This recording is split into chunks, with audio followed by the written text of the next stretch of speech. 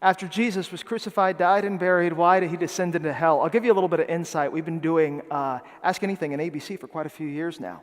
The question about the descent into hell is the question that we receive more than any other question. Number one. If this were a Family Feud, the whole thing would light up, right? Yeah, Ding, exactly. ding, ding, ding, ding. First of all, let me tell you where this is in the Bible, because a lot of times we get that question.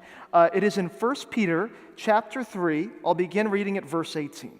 For Christ also suffered once for sins, the righteous for the unrighteous, that he might bring you to God, being put to death in the flesh, but made alive by the Spirit, in which he went and proclaimed to the spirits in prison. Now, this word proclaimed actually gets to the why answer.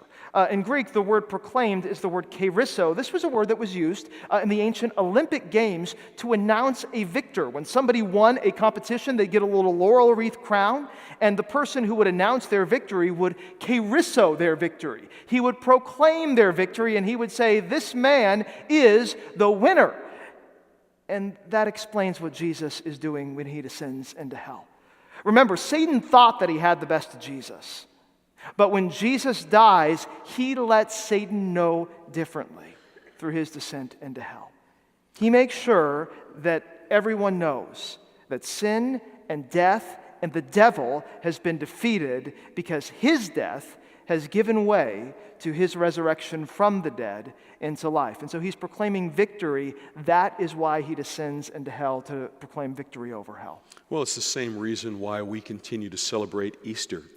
Year after year after year. It's the same reason why every Sunday is to be celebrated as a little Easter, because that victory, every touchdown gets celebrated.